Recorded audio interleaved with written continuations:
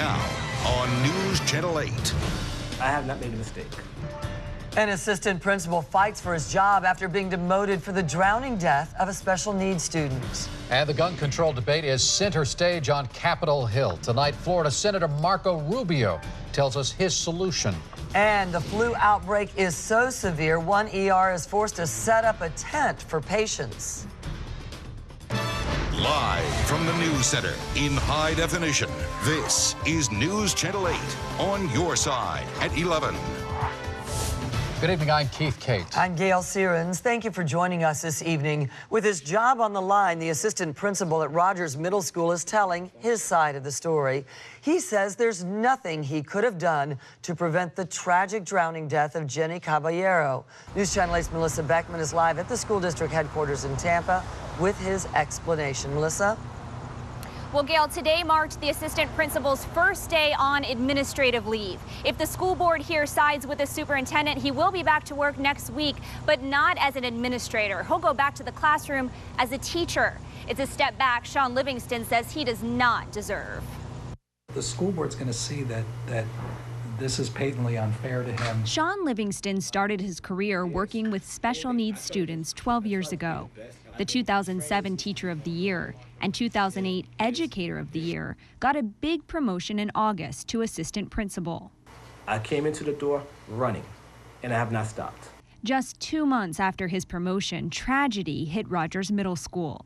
Superintendent Mary Ellen Elia says he's partly to blame for Jenny Caballero wandering away from the gym and drowning in a retention pond. Elia announced plans Wednesday to demote him back to the classroom. He made a mistake, and these are the consequences. I have not made a mistake. Livingston hired attorney Robert McKee to help clear his name. He's not part of the problem. He would have been part of the solution. Elia says she based her decision to demote him on the district's investigation into the 11-year-old's death. Our investigation reflects that Mr. Livingston was asked to speak to the ESE aides due to their lack of attentiveness toward the students in their care. Livingston said he did speak to the school's PE teacher about the aides 6 days before Caballero died, but he says it was not about student safety. He never discussed any concern about the aides with me in regards to safety, supervision, or inattentiveness. The PE teacher has since retired. And Livingston's attorney tells us he is entitled to defend himself before the school board, but a hearing for that has not yet been set. The school board, though, is set to vote on his job status as well as the job status of the principal at Rogers Middle School Tuesday. Live in downtown Tampa, Melissa Beckman, News Channel 8. The debate over gun control is raging across the nation as yet another school shooting has advocates calling for stiff regulations. News Channel 8's Peter Bernard shows us Florida Senator Marco Rubio is willing to talk about the new laws, but he believes guns are just part of the problem. The contrasts are striking. On one coast in Taft, California, a 16-year-old armed with a shotgun walked into a classroom, shot one student, and fired at another. The shooter is now in custody after being shot himself.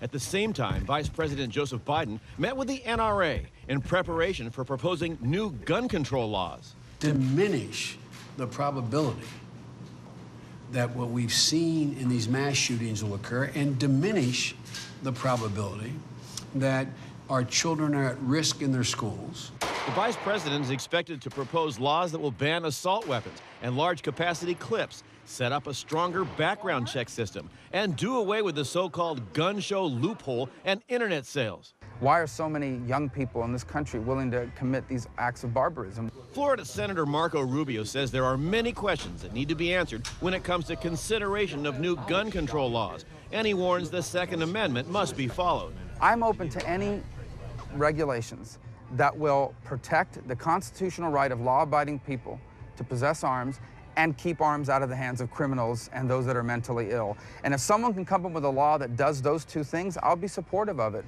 Senator Rubio says the focus needs to be on the why behind all the shootings. We do have a violence problem in the United States. There's no doubt about it. I think what we need to look at is not just guns, but all the factors behind the violence. Since the school shooting in Newtown, Connecticut, the NRA is reporting 100,000 new members. Peter Bernard, News Channel 8. And the vice president plans to send a proposal to change U.S. gun laws to President Obama next Tuesday. You can watch Senator Rubio's entire interview on WFLA.com. Just search Rubio interview. When it comes to the flu outbreak, the nation is divided into two groups right now, those who are sick and those who are doing everything they can to avoid getting sick. The flu is widespread in more than 40 states, with 30 of them reporting major hotspots. There are so many flu patients at one Pennsylvania hospital, the ER set up a tent outside to deal with them all. Boston's mayor has declared a state of emergency, and the city will provide free flu shots this weekend. So how is the situation here in our state? Florida Surgeon General John Armstrong says it's been 10 years since we've experienced a flu season this severe. Because that peak has shifted earlier, we anticipate there will be increasing cases of flu.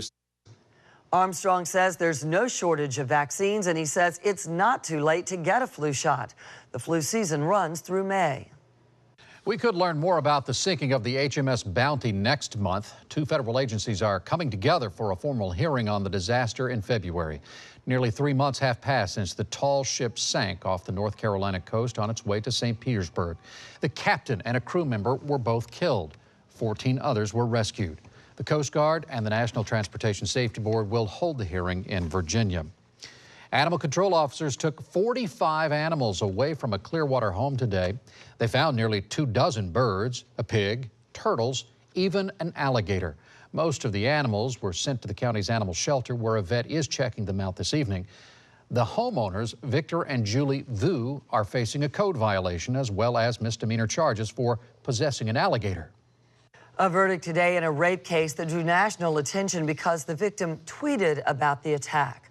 The suspect, 30-year-old Charles Newbold, was accused of breaking into her refurbished bus near Ybor City and raping her.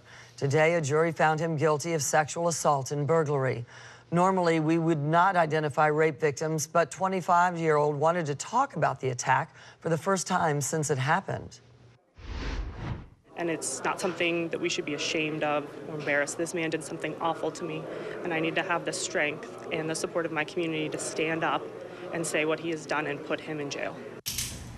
Because the defendant, Charles Newbold, had several prior convictions and served time for other crimes, the judge sentenced him to life in prison. Police hope a $100,000 reward will drum up some leads in the Sandra Prince case. She disappeared from her Temple Terrace home in 2006. Investigators found her blood in her car, and a masked man used her ATM card twice. They even excavated a South Tampa home built by her boyfriend looking for her remains.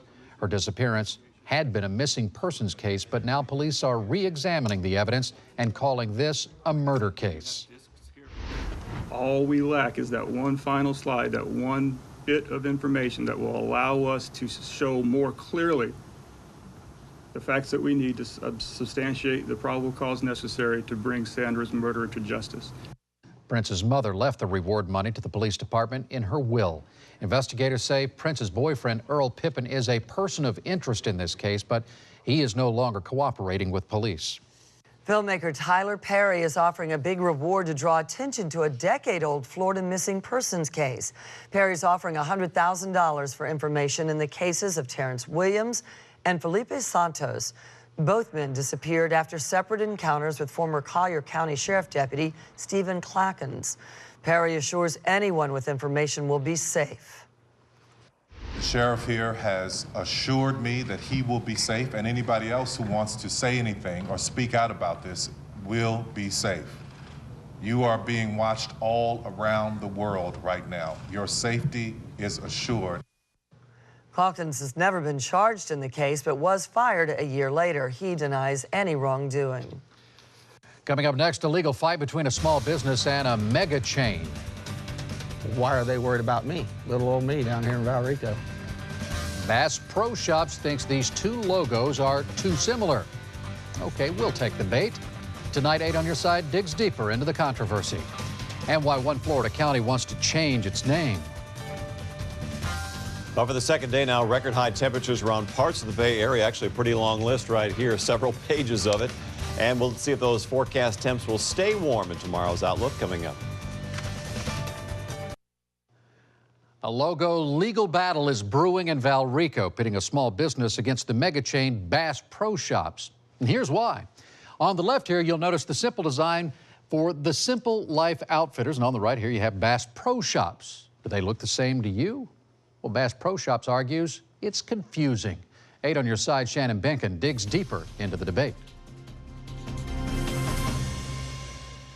Without the bass in there, it wouldn't be similar at all. Kelly Morris has used this logo for his Simple Life Outfitters store for 2 years. The logo is on T-shirts and hats that account for a large chunk of his business. That everybody that looks at it says it's an awesome logo. The logo has never been a problem, but now mega store Bass Pro Shops is coming to town. They say Morris's logo looks too much like theirs, and they want him to stop using it immediately. So do you feel like you're any real competition for them? No, I don't see how I could be. Bass Pro plans a 140,000 square foot store in Brandon between Interstate 75 and Falkenberg Road. The wildly popular store sells hunting, fishing, and boating equipment. Morris's store is just 1,200 square feet and sells mostly apparel, with just a few of the brands sold at Bass Pro. Why are they worried about me, little old me down here in Valrico? Morris says he did everything he could to make sure his logo wouldn't be a problem. His trademark was approved by the United States Patent and Trademark Office. The process includes a search of other logos nationwide, and no one at the federal office thought Morris's logo was similar to that of Bass Pro. Even so, Bass Pro has filed a legal opposition, forcing Morris into a costly battle. And that just trickles on down the line to the bottom of my bank account. In legal papers, Bass Pro says Morris's logo is too similar because it has a jumping bass in a circle. We reached out to the company for more information. Spokesman Larry Whiteley told me, "Our logo is our most valuable asset and we fight aggressively to protect it. His logo could reflect negatively on us if consumers confuse the two." Morris wants to fight, but wonders how long he can afford the battle. It's mine, and I'd like to keep it that way. Shannon Benkin, 8 on your side. Now, this is not the first local controversy for Bass Pro Shops. The company had hoped for more than $8 million in an incentive package from Hillsborough County. The money is supposed to be used to build and improve roads around the new store. But small business owners say it's unfair to use their tax money to bring in a competitor that would hurt their businesses. Commissioners are expected to vote on that issue February 6th.